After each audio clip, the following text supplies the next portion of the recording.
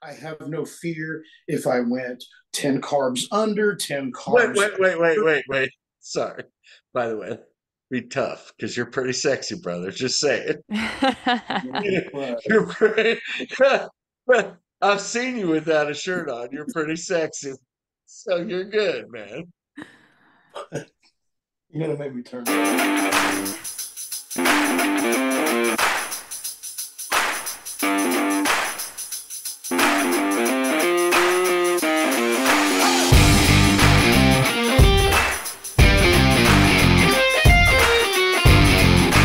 Welcome to the Work Hard People's Podcast. This is James.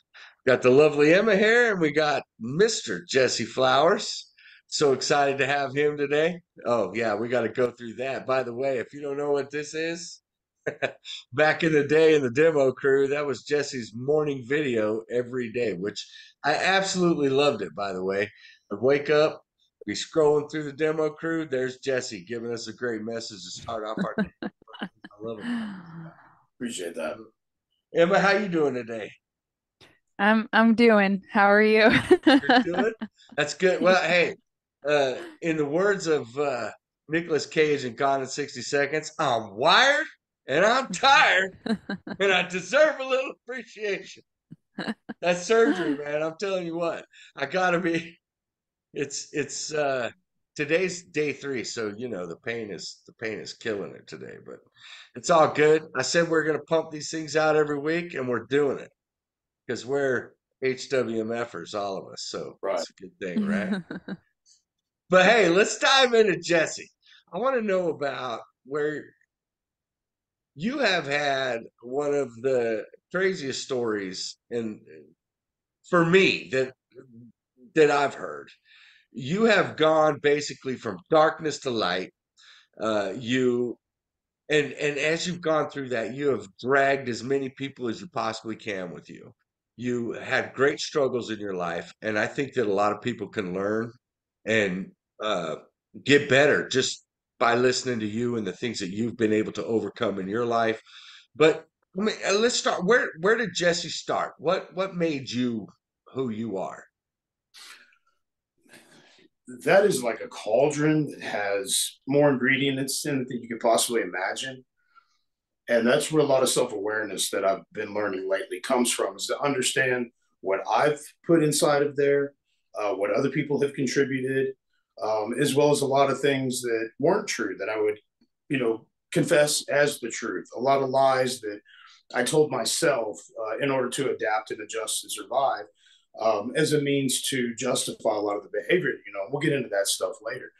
But I can tell you that my work ethic came from my parents, my grandparents, my great grandparents. We've been in the oil and natural gas industry for as far back as I could tell you, everything from pipeline to welding to production side, such as what I do in the oil and natural gas industry. I work in natural gas processing. And so that's just been a big part of my life for almost 20 years. Growing up, that's all I knew. Daddy was a welder. Daddy took care of business. We had to travel a lot, but that was cool. And so it's just kind of been run and go with that kind of a lifestyle and that kind of work ethic ever since I could possibly remember. So let me ask you this, man. Uh, I know that you do. We talked about this before, so I know I can talk about this. But you battled hard with addiction. Yes. What was it that what was it that was the precipice that made you start to seek to numb your life? And how did that come about? And how did you realize that I'm messing my life up? What am I doing here? Well, high school kid, and I enjoyed weed, but it didn't have a grip on my life. It was just kind of like the social norm. I played in a lot of bands when I was in high school, played in a lot of metal and heavy rock bands, but it's not something that we had to have. It was kind of like it's there, you know. So to me that's not addictive pattern. People will call it a gateway drug, and that's straw man's argument that anybody can get into. But it wasn't until I was about, I think I was 22, 21, 22 years old. I had a pretty serious back injury, work related. And my addiction started before I even really considered it an addiction. I became what I call the student of Big Pharma. And it was during the time of the high and very powerful Oxycontins. You could get something that we would call the Holy Trinity. You go to any pill mill at the time and you could get the Oxy, you could get the Xanax, and you could get the Soma. Well, I had no reason to distrust doctors, to be honest with you. And I wasn't seeking something for a craving beyond my physical or mental control. I was in a lot of pain. And it did exactly what it was supposed to do. Okay. Which was to alleviate the pain. And later on in life, I learned that I became nothing more than a number. I was a statistic, long after that. And I can remember I was at work, low dose because the pain had been going away, but I'd become dependent. And that was just through acceptance. I have to take this. Okay. If I don't take this, side effects may include, but it was all physical pain. One day I didn't take it to work, and I wasn't even scared that I forgot to bring it to work. And I remember getting the tremors. And immediately I could tell something was wrong. But I didn't get scared. And so I thought that was like dinner bell, like Pavlov's dog. Ring, ring, it's time to take your pills. And I couldn't get my pills, so a lot of agitation came. And so I went home and double dosed. Well, I'll tell you what, when you double dose, after you've been taking normal doses, that feels pretty good. So I wonder what a triple dose is going to do. And so I would triple dose. And then I started to develop those patterns of the addictive mind. And the addictive mind is not like a normal person who has normal neurotransmitters and normal operating system. You are reliant on a chemical substance for your body to intercept and understand dopamine, in order to understand satiation, in order to understand comfort, in order to disregard panic. So to me, it became the everything, right? So 3 is good. What about 4? 4 is good. What about 5? And then you get into the lying stage. And now is when I'm going into the depths of like, this is what addicts do. We will lie, cheat, steal, kill, manipulate. It doesn't matter what it is in order to get our dope. Well, those patterns don't just stop at the doctor's office. They go home with you to your family. And I would lie about what I was taking. And I would lie about the amount that I was taking. And I would lie if I ran out of a prescription. Until the pill mill industry stopped. It was at the point where I was able to get such a mass quantity of medication. And then all of a sudden, poof, it's gone, and you're getting a 20 milligram oxycodone, not an oxycontin, you're getting oxycodone or hydrocodone. And I'm like, this is not going to work. My doctor gave me this before. My doctor gave me this before. My drug dealers is what they were. They the ones that I saw, yeah. And I only on behalf of the ones that I saw, didn't care whether I lived or died or anybody else that came to that office. Okay. So I tried the whole tapering method. And I did try diving into opiates, and I would get some from friends that didn't come from a doctor, but they told me what it was. So, hey, I'm going to go ahead and take it anyways. And who knows what I'm taking. But then I realized that there's also this one, it's a little more malleable to society. It's called alcohol. And about 2010, I decide, well, if I take both, everything's going to be peachy keen. But here's the problem with that is I sought alcohol as a solution. Okay. There was no major traumatic reason for me at that time to dive straight into drinking the way that I did. And it was the addictive mind. This bottle's not going to be enough for me. And I know that because this amount of pills isn't enough for me. So it's going to take this quantity and then this. And then right about that time is when they start coming out with that K2, the spice is what people call it, or I don't even know if they sell it anymore. So then it's a combination of taking the downers with the alcohol, with this synthetic pot that I'm smoking that won't show up in a drug test. And it completely transformed who I was on the inside. And to be honest with you, I was dead on the inside. I was spiritually separated from God. I was emotionally separated from my family, with the exception of anger and hatred, for nothing. For nothing. I had my kids are amazing, absolutely amazing. But when you stand in the way these kids are not an obligation. They're an opportunity. They're a blessing. But when you're in that addictive mindset, anything that is in the path of what it is that your pursuit for a high or for a drink is an obstacle. And I didn't want to have anything to do with it. I thought if I provide enough for my family, that's all that matters. If I bring home a good paycheck, if I give them the good house, if we have the nice vehicles, if we go on the good vacations, that's what dads do.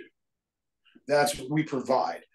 I had taken a beautiful example that my parents and generations before had set, and I had manipulated it and twisted it to fit my own realm and my own way of thinking so that I could do what I wanted to do. And what I wanted to do was to stay gone, mentally gone.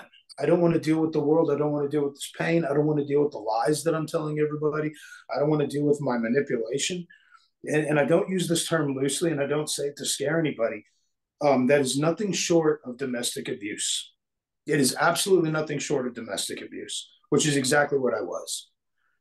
And I don't enjoy saying that, but there's going to be somebody that's going to listen to this and they're going to recognize that. And it's important to change. But you're not going to recognize these things as long as you've got your head shoved down a bottle or a pill or needle or snorting it or whatever the case may be. You are in your own little play area. You're in your own little zone that you're content and you're happy, and it's momentary. It's just momentary. It's fleeting, like feelings. Oh, it's that, I've been through these surgeries the last year. This was my third one, and it's one of the things that scares me to death because I know how addictive that medication is, and I know how well it makes me feel, right? And like I literally set a deadline for myself. I won't take it after 4 days post-op. Even though I probably still need it, I will not do it because I'm so afraid of a few more days are going to be well, okay. A few more days are going to be okay. but that's that can be a healthy or an unhealthy fear. So the way that you just described it is you've set a deadline because of awareness. Okay. Yeah. It's awareness. So it's a healthy fear. It's no different than I'm not going to get any closer to that snake than I have to, because there's the potential I can get bit by the snake. All right. Yeah. And so what you do is you eliminate your presence from what could potentially be the problem. You can't eliminate the problem from the presence because it all begins here. That's the honest to God truth, is that it all begins here. And for addicts like myself and with the brothers that I associate with, we understand alcohol's not the problem. Pills are not the problem. Fentanyl's not the problem. Okay. Because they have no conscience. They can't think for me. They can't reason for me. They can't do anything for me. I'm the one who has to make the choice. Okay. And it's easier said than done, because when you are chemically craving, when you are spiritually sick, when you are completely emotionally separated, do you really want to deal with all those things? Do you really want to have to pick apart and understand the wrongs in your nature and the wrongs in the way that you were doing people as well as yourself? Or do you want to eliminate it for 45 minutes, an hour, 2 hours, enough to get to sleep, right? We're in a society today that everybody, and I take that word back. I don't like to speak on behalf of a whole. It's a huge pronoun. So we do live in a society where the easy comings and the easy pickings are definitely being chosen over disciplined habits and conditioned minds and self-awareness, self-reliance, and an understanding that the chemical is never going to change. Our obsession with it is only going to get worse. Because as long as I allow myself to separate from the Spirit of God, as long as I allow to separate myself from the feelings that I need to feel, I'm going to continuously choose the alternative until I go to the grave, which we see thousands of men and women, elderly and young, doing every single year. And it is a vicious cycle in the United States and elsewhere. But what prompted me to change was manipulation again. So I've been drug free since July 15th of 2015. So it'll be 8 years this July, God willing. I don't do anything tomorrow. Okay. Because it is a day by day reprieve. But that's because I had convinced myself After that hospital stay in 2015, I don't need the pills and I don't need the spice and I don't need this anymore. But alcohol's legal. It's still legal, right? It's socially accepted. Let me Um, ask you this, Jesse. You yeah, go ahead. said you said you got in a you had an accident and you had a back injury and you had to get on pain medicine. What was the progression timeline like for when it was prescribed and it was to manage the pain until okay, now it's out of control and then so on and so forth. How quick or how slow did that happen?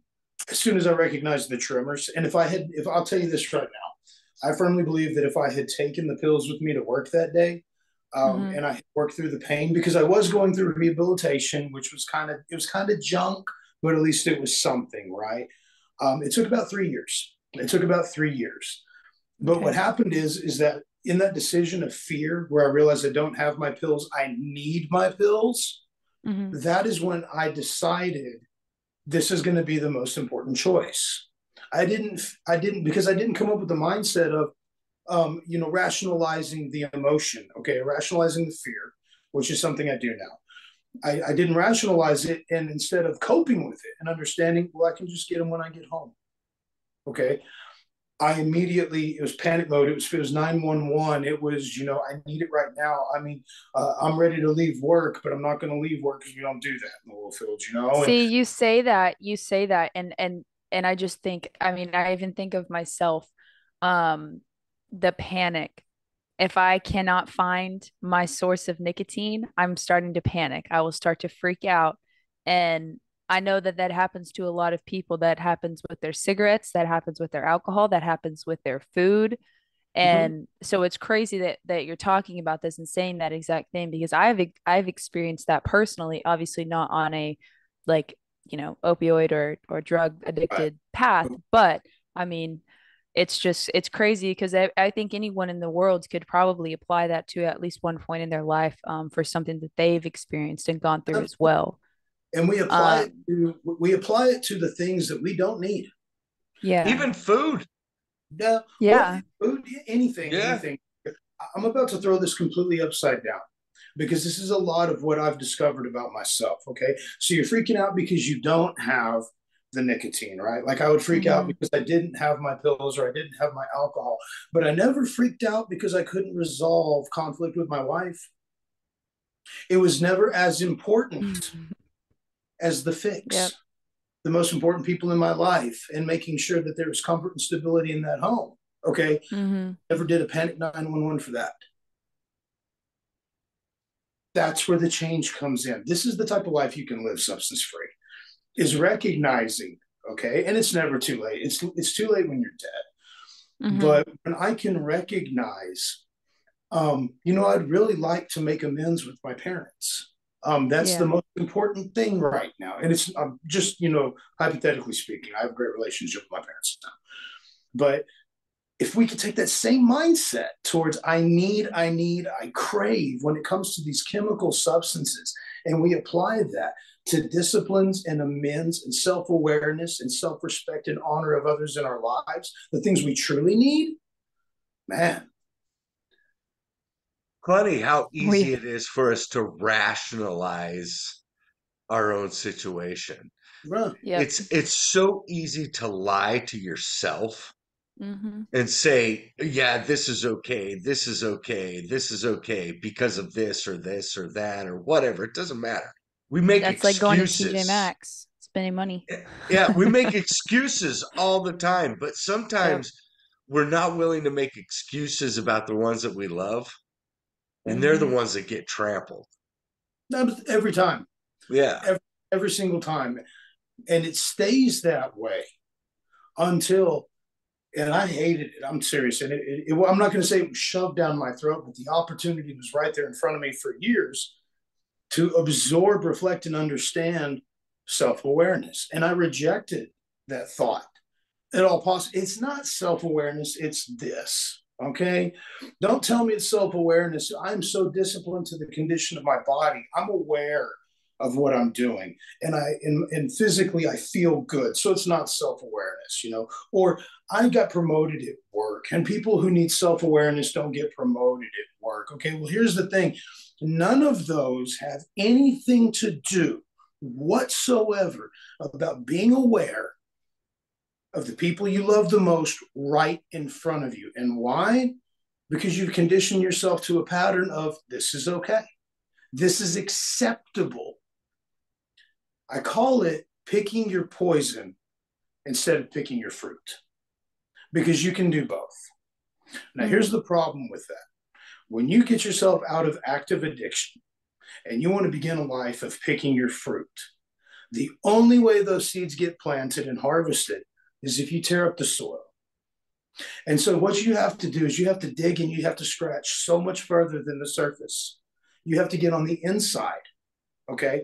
Because if I were to take a seed, okay, theoretically, and if I were to just drop it on my leg, okay, or if somebody were to say something to me, and all I did was just let it kind of just bounce off, into the atmosphere, let it go out into the waves where somebody's really going to reflect on what was said, I absorb nothing. I gain nothing. But if I can recognize where I am wrong, the part that I play, how it makes me feel, and understand to behave in a different sort of way, I'm not going to be tormented by what I have to admit or what I choose to admit. I'm not going to sit there and have spiritual warfare tearing at me from limb to limb, because I understand where somebody else is right. And then I also can understand and I can discern where some facts or some words may not have needed to be included. And what I can do is I can shuffle it out and get to the root, okay? Because I want my seed to grow. I really do. Mm-hmm. I love it. I truly do. And love is I don't use that term loosely. When people are willing to tell me where I'm wrong, not for the sake of them being right, but for the sake of correction, that's where I grow. Addiction doesn't allow you to do that. Mm-hmm. Addiction will not allow you to do that. Addiction wants to harvest chaos, okay? And in all honesty, sobriety and a godly life is chaos to addiction. It's completely opposite of everything that you want to mold, shape, and form for yourself, because you're allowing a deity. And you guys know, we talk all the time, Yeah. I'm a Christian, okay? And I'm not perfect by any means, so I have the perfect one. But what I do is I allow my morning meditations, kind of like I used to share with the demo crew. That would be after a meditation. Yeah. And I would share, hey, this is what the Lord's put on me. Well, addiction lacks humility, right? Absolutely. Which is what you're getting at, right? I was talking about this the other day. We have, for whatever reason in society, we have no humility. We have this overwhelming sense that we cannot ask anybody for help. We cannot admit that we are wrong. We can't overcome things because that would be just terrible, right? But that's what we all need to do. We all need to turn our thoughts within and really learn where we're messing up, because we all screw up. Nobody's perfect, right? That's why we have a savior. Because we're not going to do it by ourselves. No. We need help from everybody. If I could do it by myself, and if you could do it by yourself, we don't need anybody, and the word help is non-existent. Correct. It's not, because we're totally self-reliant. But if we are totally self-reliant, okay, then somebody's going to have to get hurt along the road, because what I would be self-reliant on may not flow with what it is that you rely on. And so it's just going to be a ping pong. It's just going to be all over the place, okay? It's literally going to be like ping pong. Back and forth, back and forth, back and forth, banter, banter, banter, because nobody's going to agree on the exact same subject. So this is what I chose to do. What works best for me? Apply what works best for me. Practice what works best for me, okay? And then not only do I recognize that I'm growing, I get so used to it that I don't recognize it because the behavior has changed. But your loved ones, all of a sudden, what happened? What do you mean what happened? It's no different than, call it the tattoo theory. If I were to run into somebody that I haven't seen in 10 years and they were to see the face tattoos and the head tattoos, I walk with these on me all day long. So I don't really notice them. Okay. It's not something that pops out every single time I brush my teeth. But you run into somebody that you haven't seen in forever, like, whoa, man, where'd you get the ink? Okay. It's because it's something they haven't seen before, right? The same thing can be said about honest, true self awareness and accompanying behavior. You're going to run into people, or people are going to witness it over time, and they're going to recognize that's not the same guy. But there's two sides to that, too. You can run into somebody that may not have been affected by your manipulation. You can run into somebody that may not have been affected by your words, or your lying, or your cheating, okay? And their response is going to be positive. The ones that we hurt the most as a result of putting addiction and pills and everything on a pedestal above God, above our family, it takes some time. I know that. I know that.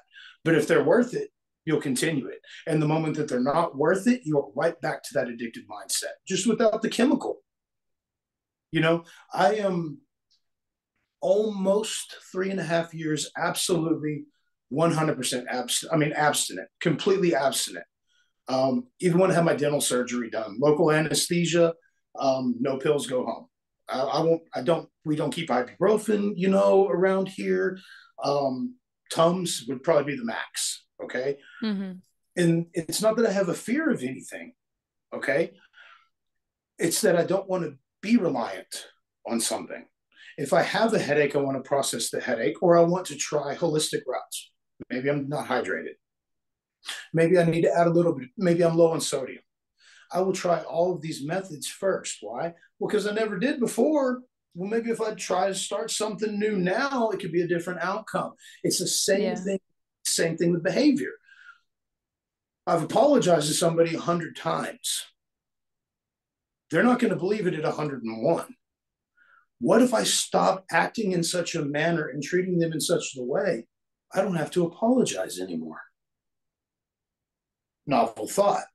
But again, that's where you have to scratch deeper than the surface. And everything inside of you should transform, and it needs to transform.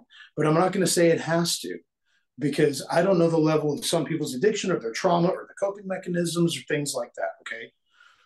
So what I choose to do for me is listen to those that I've heard, listen to those that I love, listen to those I've never heard, but have great insight into how you can prevent from establishing behaviors that you don't need in your life. And I apply them to the best of my ability. That for me is where I've received the greatest personal growth. And it's not easy. It's truly not easy. But guess what else isn't? Is it easy whenever you want to achieve that doctorate degree when you've been out of school for 15 years? No. But if you're committed to it, you're going to do it. It's healthy discipline. Mm-hmm. No different than if you want to be the best mom. Listen, if you want to be the best mom, is it going to look perfect all the time? No, absolutely not. Because if it did, something's wrong. Mm-hmm. But it's one of those, I want to be the best for myself. Like me, I've got my two, and mine are grown. Doesn't matter, they're still my baby. But if I want to be the best father, I got to stop acting like the worst father. Mm-hmm. And I need to set my goals according to things that include their needs and their wants and their desires, not my own, because I have one ultimate goal. And the ultimate goal is not going to change. But my road to get there absolutely will. Yeah. Because so you say, so obviously you have so much knowledge and so much just spiritual and mental and physical growth since becoming sober and just getting rid of all of that from your system. So at what point in that journey of sobriety did you start really focusing on getting in the gym and started fixing your physical health? Was that instantly? Oh, that was before, actually. It was manipulation. Oh, okay. It was manipulation. 2015, I was close to 300, right? When I got out of the hospital. Mm-hmm. And I quit the pills and I quit the drugs and everything, and I decided alcohol was going to be the new freedom. But I had a little more energy because you're not sleeping all the time. You're not down. You're not eating fast food all the time. And Mm-hmm. so I just decided that what I was going to start doing is walking a mile around our neighborhood every other day. And I cut carbonated beverages, like sugar carbonated beverages, because Real I didn't quick, know. real quick, I can cut this out. We got 10 minutes. If this, when this thing ends, I can redo another meeting and splice them together. Okay, Okay? But keep going. gotcha. So I decided just try that. I lost 30 pounds in 90 days. And that was huge for me, you know? Mm-hmm. And so I started going to the gym and I started hitting it hard. Really, I mean, but it took over my life. It was a new addiction at the time, right? It was Mm-hmm. one to mask the other.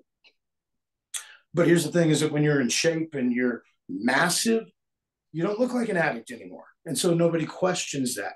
So guess what you've just done? You have found a new negative seed of manipulation. But here's the thing though, the original desire, that was honest. I just wanted to lose some weight, right?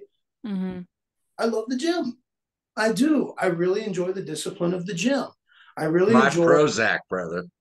yeah, Straight up. yeah. But I can go without it. That's the thing though. It's Yeah. like I like my rest days. I really like my rest days, and those are my total chill days. But what I like to do is understand what I'm limited to in there because again, I'm going to be 40 in 3 weeks. Yeah, 3 weeks. And I understand that I have conditioned my back a lot better, but I'm not invincible. And Mm-hmm. so I get in there and I do what I need to do and what I'm able to do. And I make good connection with what I'm doing and I maintain a healthy diet. But what I'll do is I'll just set a temporary goal for the season and find out what I can achieve, within that season.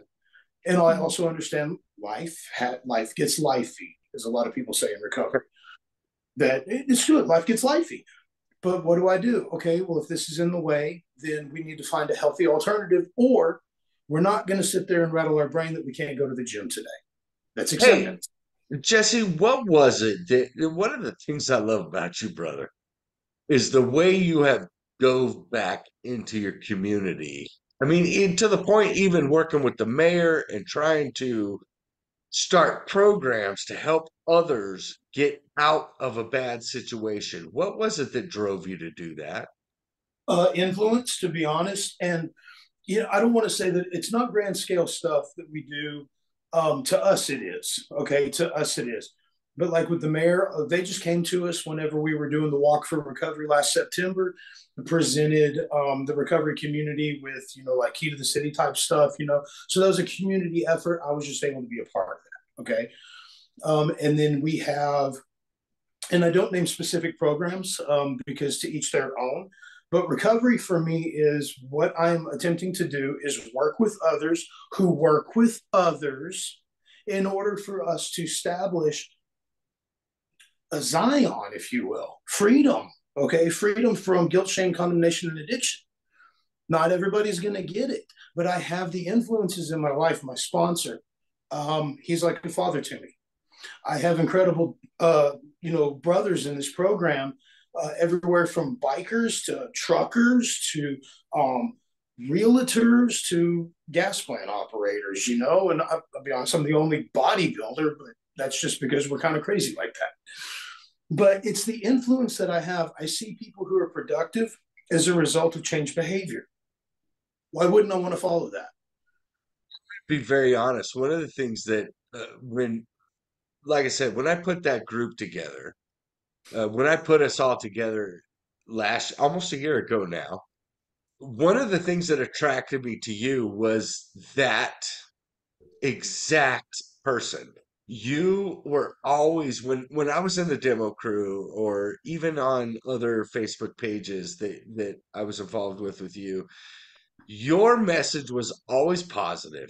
It was always, how can I uplift and help others? You never were putting people down. You were No, always encouraging and uplifting. And hey, if I can help you, maybe you could do this a little better. If someone was asking for help, you could try this or try that. It was never your personality as a human being, the way that you seek to uplift and strengthen, right? Because what does Christ tell us? Serve your fellow man. And I saw you in Facebook serving your fellow man to the best of your ability. It's one of the things that attracted me to you. It's one of the reasons why I asked you to join that group, to really kick my butt and lift me up, because I knew I was headed down a dark road. And where did that come from? Where did that person come from? That came from recognizing that I'd lost everything that I loved. And it honestly wasn't too long before we really started initiating a conversation and really getting personal with each other. And that's stuff that I really just won't go into. Yeah. But it's like, I think a lot of good things did happen to me and a lot of good changes did, but there was a lot of behaviors that didn't.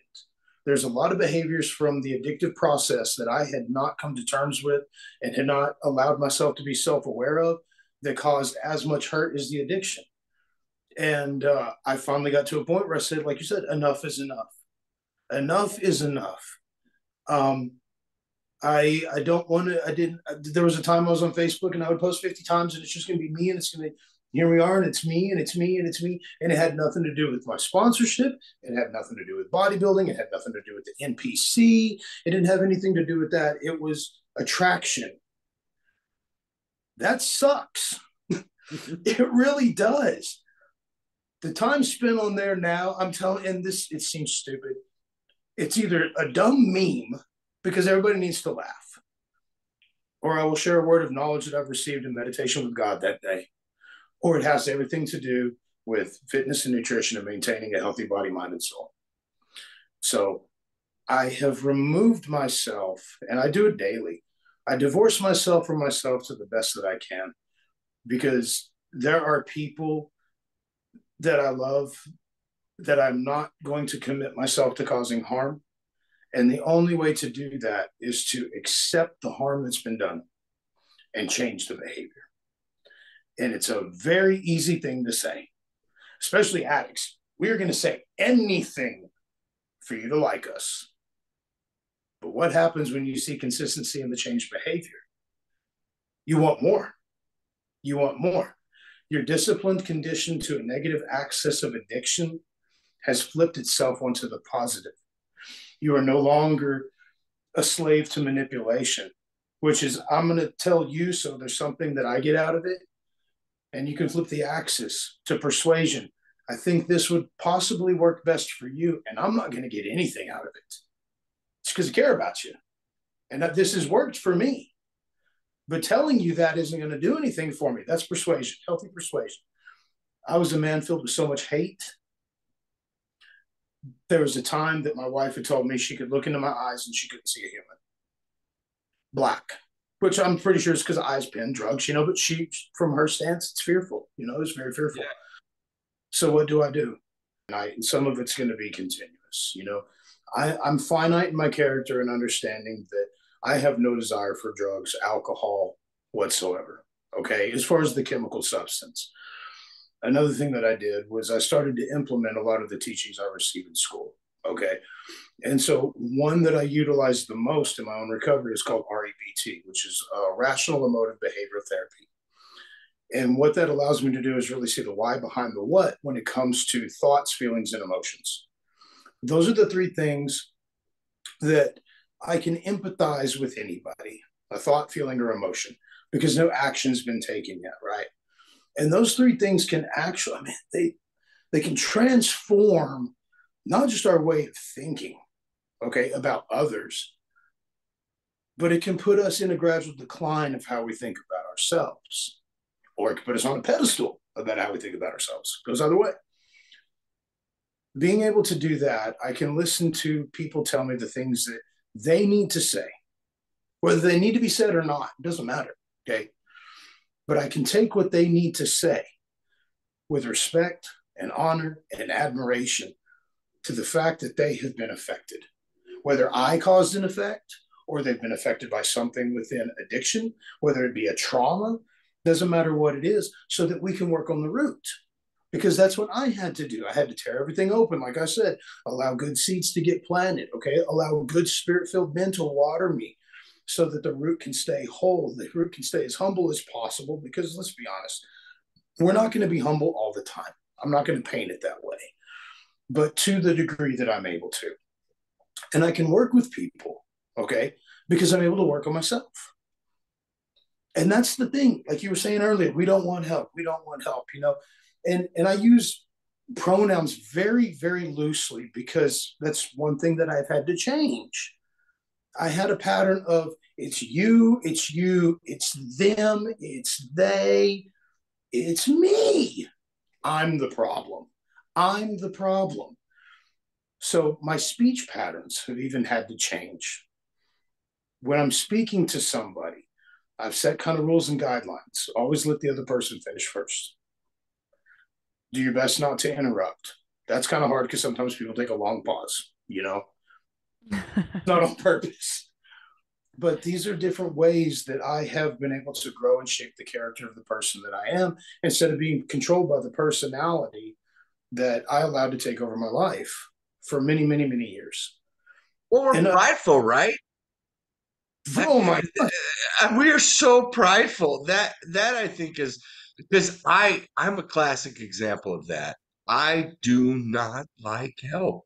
I I, don't care how deep it is. I'm like, no, I'm good. I got, and I've had to change my own mentality around that often because of my own pride. well, it's like the Bible says, you know, pride comes before the fall. Yeah. So this is the way that I look at that. It took roughly, and I know I'm going to be wrong in the estimate because I haven't read it in quite some time, but it took roughly 1800 years for the Roman Empire to establish itself as the conquering nation. And it took 4 days, four days. It literally took 4 days for the entirety of that nation to begin to just completely crumble and wipe out. Same thing with pride. Okay. So it's like we look at a staircase and all we're doing is we're looking up. We never look at when the step is going to fall off and how far we're going to fall. Okay.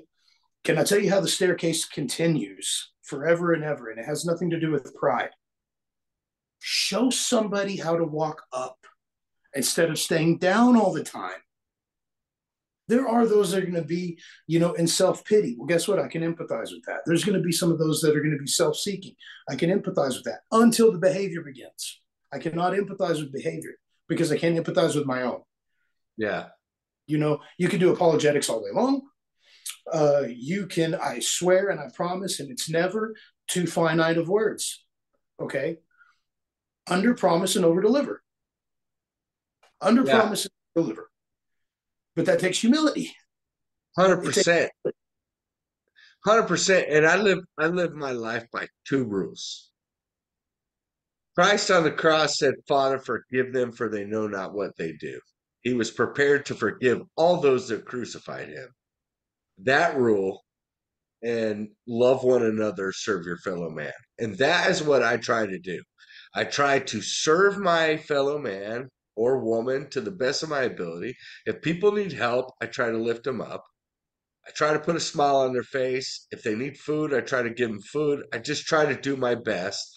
And I try to forgive those that trespass against me to the best of my ability. yeah, Because I just think that those are two qualities that we can all really master.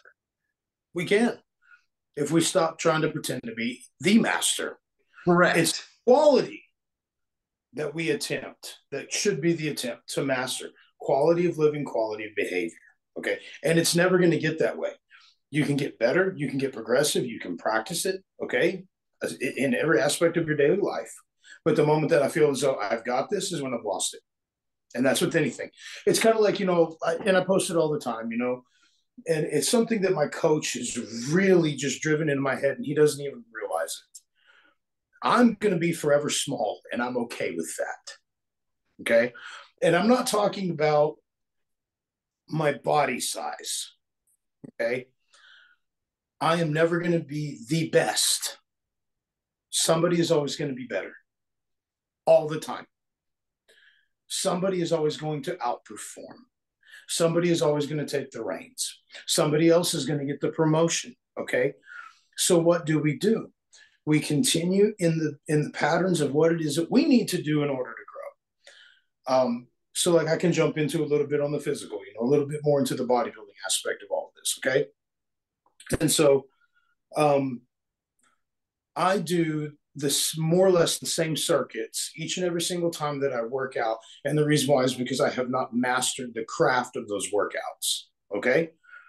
It's the same thing in behavior. I continue to work on behavior because I have not mastered the craft. I simply pursue better, right? My reach exceeding my grasp. Well, if I can change the same quality and conditions of the way I treat people, I can do the same thing to my physical body, allow it to manifest. I can do the same thing with my spirit. Okay, keep myself low, keep God high. But we are human, and it is going to go us one day, and God's going to be here one day. And then, but then here's the other thing, and this is the scariest part for me, is whenever somebody else I put above God. That that is when my true detriment starts. I cannot prize a person like a possession.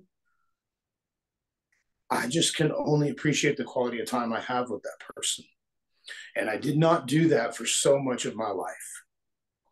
It's the same thing with drugs. You always want to find better. You always want to find better. Well, why not just start doing better? Well, you're not going to do that as an addict. Okay. You're going to lie better. You're going to cheat better. You're going to manipulate better, right? Why not start doing better as a bodybuilder? How can I do that? Take my coach a little more serious. He doesn't want to So, see me. Go ahead. sorry, I didn't mean to interrupt you. But so you say like you were worried about, not worried, but I mean it's just a realistic fact that someone will always pass you up regardless. Someone will Yeah. always outwork you. That's just part of life. The only thing that you can control with that is outworking yourself, pushing yourself past those limits that you Correct. have already set for yourself and making new ones. Correct. Um, but with that being said, um, you started working out and you lost some weight. You lost, what was it, 30 pounds in 90 days, right? Mm-hmm. And so you kept doing that. At what point did you start getting into actually bodybuilding? Where did that come into play? That really came from an individual that I first bodybuilder I'd ever actually seen in the gym. Okay, Mm-hmm. like live and in person and in my hometown, and I saw what was possible. Mm-hmm. See, so that's all I needed to see. I didn't the magazines and TV, stuff like that. Okay, that's irrational because that's Hollywood, right? And those are Mm-hmm. professionals and this and that. But I could see right in front of me a gentleman that is from my hometown that was able to accomplish his goal, and he does greater now. He does greater now. We shared the stage last year, first and second place. Okay. Um, so what it did is it just kind of lit a new fire, so that this imagination was now a reality. Mm-hmm. And I said, I don't want what he has. Do you understand what I'm saying? I don't want him. Yeah. I want the ability to do that for myself. You saw the With potential that you held within yourself. Yes, exactly. And so I've done that with a lot of things in life, sometimes healthy and sometimes unhealthy, right? Because Mm-hmm. we can take things too far, way to the extreme. And I had to curb a lot of that back. Okay. So there was a time in my life when it came down to my fitness, I was just like, I gotta have six pack abs all the time. And I was like 135 pounds, right? So that doesn't feel very good and it doesn't you look emaciated. I was like, no, Mm-hmm. I don't like this. Okay. And so then I started understanding the benefits of eating healthy fats and the benefits of carbohydrates and how to utilize carbohydrates and the purposes of protein and hydration. The more study that I did, the more my brain grew, the more my knowledge grew, and the more I was able to apply. All right. And so Mm-hmm. that's what really tracked me into bodybuilding without even really focusing on body so much as it was absorbing how to do these practices. And so it was 2 years ago. I had reached out to my coach, Bryce Pacheco, with Gorilla Performance. That's our team. And he took a chance on me, all because of the gentleman from Hobbs. He's on the same team as well, right? And so he took a chance on me. And it was at a very dark time in my life. I wasn't drinking, I wasn't using, right? But I was so Mm-hmm. spiritually separated and dead that I wanted the attention of the world because it felt better than what I was feeling. And lo and behold, I end up getting the vid, quote unquote, like 7 weeks before competition. My first one that I was actually going to do at the NPC level. And Mm-hmm. so I told him I can't do this. And I had a lot of things going on, personal life experiences that were going on at the time. And so I canned it because I knew I wasn't ready for that yet. So then we fast forward, and we fast forward just, I think it was 5 months. And it was in Mm-hmm. February.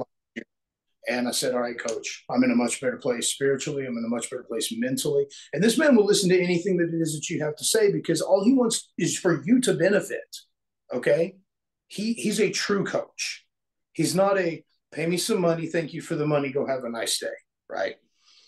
And so we worked and I worked. And what I learned from putting myself in the position of conditioning for that show was self discipline and self sacrifice for the luxuries of life that I never knew because I realized what I'm doing right now is a luxury. Okay.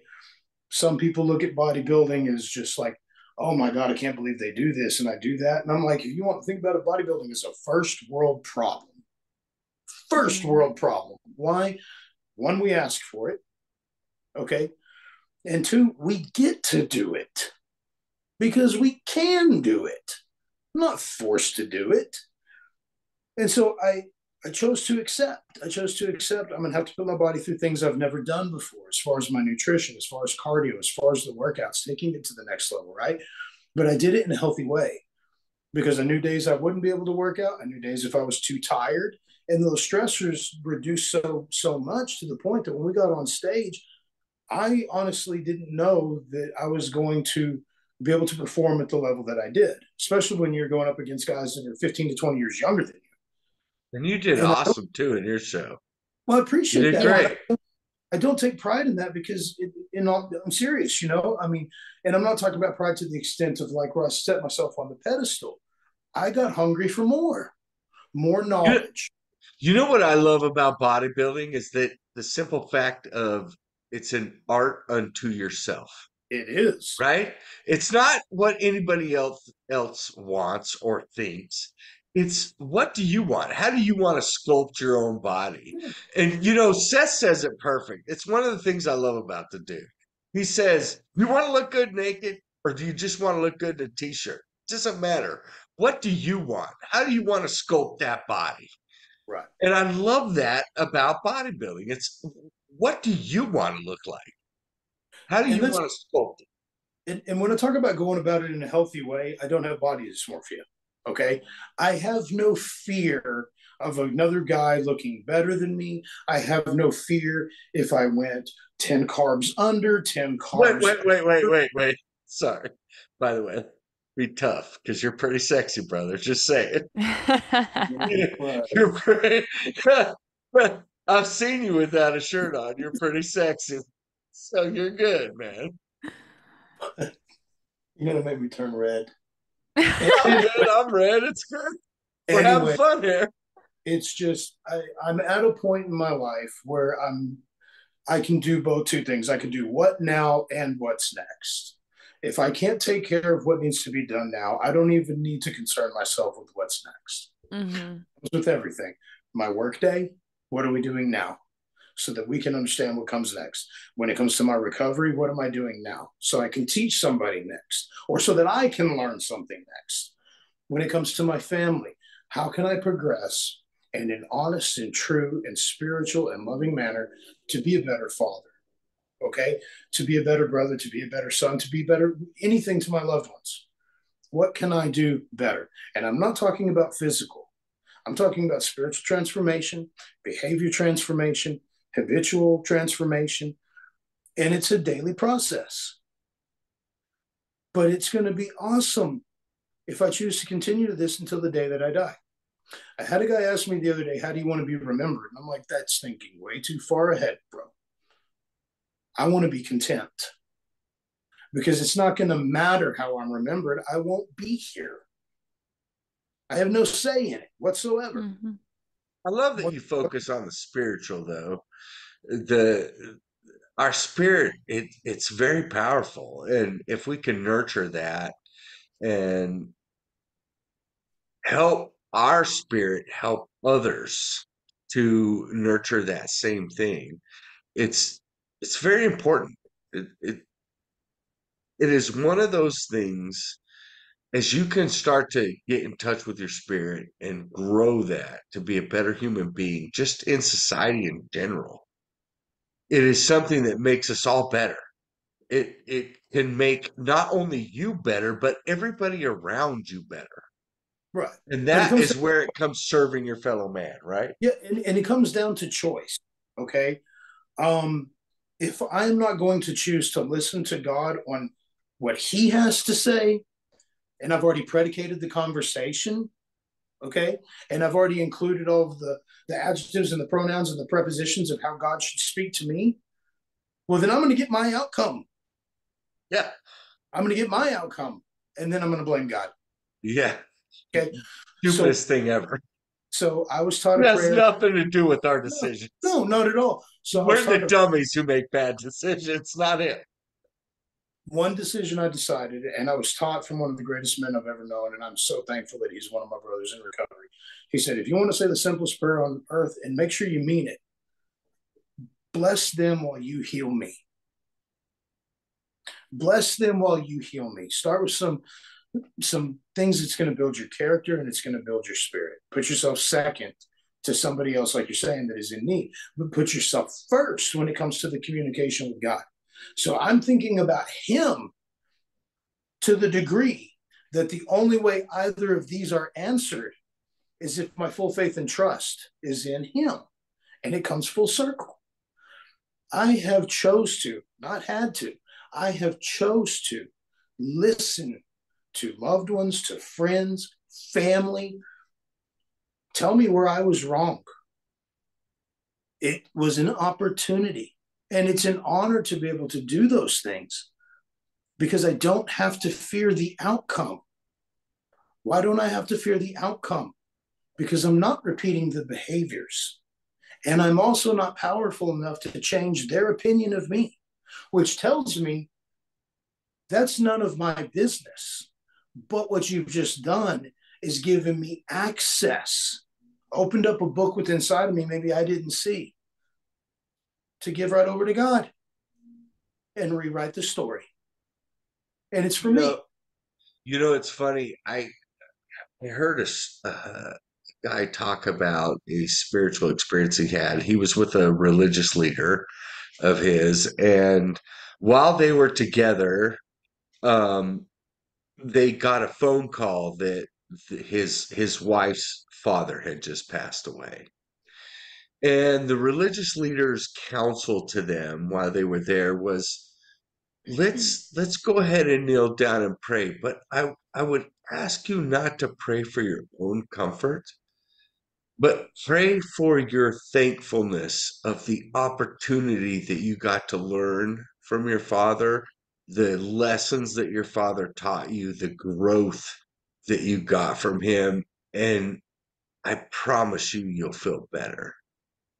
And as they did that, as they knelt down together, this couple and their religious leaders, they knelt down together and they prayed.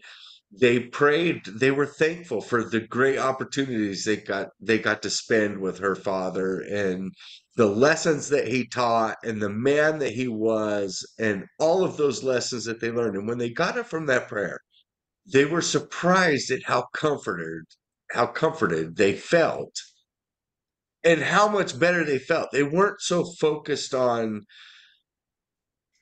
strengthen us, heal us in this Right. moment, help us as we're dealing with this. It was more about, God, thank you so much for the opportunity we got to spend with this great man and all that he has done for Yeah, us. And they exactly. felt better out the other end. Well, that's a selfless prayer. Okay. Yeah. And so I know of one, and I cannot repeat it verbatim, but it is the St. Francis prayer. God, allow me the opportunity to understand rather than to be understood. God, offer me the opportunity to love rather than to be loved. Okay. And so more or less, allow me the opportunity to grow in the godly and spiritual areas that I need to so that I could be a vessel and a beacon of your work. Yeah. And it's amazing. It is truly amazing. And I don't care if people do look at it like it's crazy. You haven't seen crazy. I have loved ones that saw crazy. Okay. I'm talking Yeah. like literally like certifiable crazy. I will take it's a sugar coated insult because it tastes really good. Okay. And so that's a little egotistical. I really don't care. But when somebody is going to insult me because of my belief in the higher power and authority that I call God, okay, Father of Christ, Christ who came and died for our sins, when somebody kind of scoffs at that, I don't even get offended. You know why? Because I don't have to apologize to anybody for believing in something greater than myself. Because if I chose not to believe anything in something greater than myself, I'd be right in the same position that I was. And if I was the greatest authority that I needed, that position never would have happened. I am not the ultimate answer. If I'm the answer, then how did I have the problem? Okay. Takes a little more than moral psychology, though I don't knock moral psychology. I'm a student of it. It is very important. But what I do know is that we Wait, do have. Go ahead. speaking of psychology, where are you going with that, brother? I'm in my Because you senior. got some big stuff, right? I am in my senior year. It's going to be a longer senior year. The classes are several weeks longer than my previous 3 years. Everything goes according to schedule. I'll be graduating out in about 16 months. It's all online, so I do course for course. It's not like I double stack or anything. But I'm just I'm enjoying it. And I'll be honest with you, I fought every decision to go back to school because it wasn't my own idea. It wasn't anybody's idea, actually. Um, I thought that God had showed me psychology and trauma as a road to take to help others. I can't tell you how much I've identified in my studies that speak directly to me. And so it's a God thing. It But truly is. what here's what I love, because we had a little bit of a conversation about this. What are you going to use that degree for? Right now, like I said, I have a goal, and it could expand. But the reason that I'm pursuing this is so that I can work within possible counseling, substance abuse addiction, addiction to chemical dependency or trauma, especially related to younger adults and teenagers, so that they can understand you're not alone and be not just have the prestige of a plaque, or a prestige of graduation, but have a story I can share with somebody that they'll know isn't a lie. It's very hard to lie to an addict about addiction. It is very hard. Yeah. There's a young man I was talking to, and this was last year, and he says, "What would you know about, being addicted to oxy? What would you know anything about that?" I said, "I used to hide him in my wife's wedding dress." Only an addict is going to stoop to that level. But then I also know what it's like when you have your heart racing at 120 miles an hour while you have the cold sweats at 2 o'clock in the morning, and you make sure that you keep them shoved underneath the bed or a bottle of alcohol somewhere close enough that you can grab it and take a drink without waking up the person next to you. And then there was a time that I would even pinpoint the exact place where I used to get my alcohol from coming home from work, so that I would know based on the red lights how many of the little shooters or how many of the pints I could drink before I got home, so I can get home and I can swig my Worcestershire sauce because it will salt up your mouth and it doesn't smell like vodka long enough for me to get into the shower, so that by the time I come out, I didn't look drunk when I came in the door, but I'm definitely drunk by the time I'm coming out of the shower, just enough for me to start a fight saying, "Did you see me drink? Did you see me Yeah. drink?" Only an alcoholic, only an addict is going to know the truth and the depth and the weight of things like that. But we know the way out.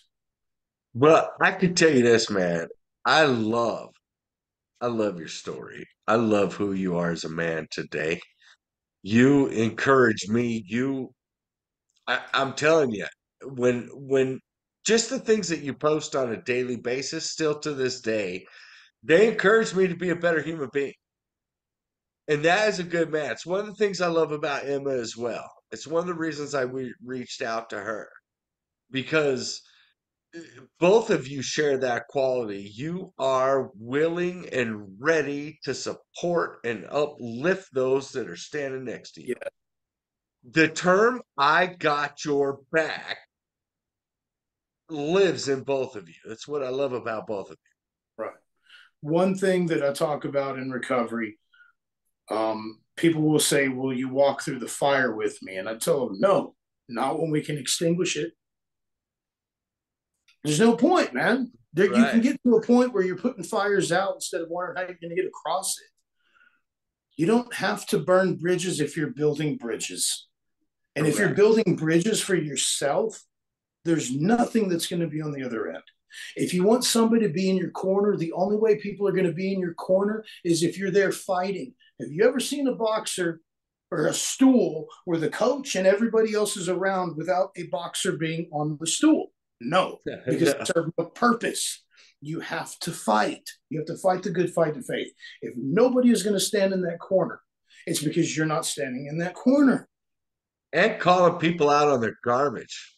That's the other thing is, and that's where I was talking about. I can empathize with thoughts, emotions, and feelings, but I will not empathize with behavior, um, because then I'm telling myself that I should have told that it should have been okay for me, and it wasn't okay for me. It took a long time to recognize things that were not okay for me or the people that I love. So if you've got a thought, feeling, or emotion, let's talk about those. Let's rationalize those, okay, to hope for a better outcome. Because if your behavior is going to be detrimental to your own personal growth, your spiritual growth, or to a loved one, you really think that I'm going to agree with that? No, No. no, that's not recovery whatsoever. That's co-signing. I'm enabling at that point. Well, I can tell you this. I know we're running out of time, and ultimately, Cool. it's this. You are a fantastic man. I appreciate you. I Yeah. not only appreciate your transformation because you've gone from, chunky boy to bodybuilder, buff as hell, looking great, sexy as shit, but the human being that you become. I love it. Like I said, you never miss an opportunity to uplift people. And that is one of the reasons I love you. The reason that I chose you in that group to begin with is because I also knew you were the same person that would call me on my bull crap. If I was talking crap, you were going to say, no, you can do I better. try to do it as stoic as possible, but like you Yeah, pointed out with a few responses, you're like, I could actually hear how he said that when you talk. 100%. 100%. Same with Emma. Emma is a fantastic human being. She works hard. I just appreciate both of you. We're gonna have to have another session with Jesse because there is so much more to cover. I just know that it is late. We are running out of time, and Jesse has a lot more to say. And we're definitely going to bring him back on to cover that stuff. But he's getting ready to you just getting ready to start prep for a show, yes. Yes, we got 16 weeks. It's dynamite. It's dynamite. And yeah, and he looks amazing already. I mean, I'd bring him home for ice cream, just saying. But you know, Oh gosh, I do have but one. yeah, I got one thing to close. We've got to okay. uh, stay blessed unless you have better plans. That's right. And that goes with this. And all I gotta say is, hey, you know what? Emma, we love you. Jesse, we love you. You work Brother. hard, peoples. And remember, don't forget to smile. Thanks so much for watching or listening. Remember, don't forget to like and subscribe. You can find us on Facebook at Work Hard Peoples LLC or Instagram at Work Hard Peoples LLC. You can also find us on our website at workhardpeoples.com. Have a great day or night. Don't forget to smile.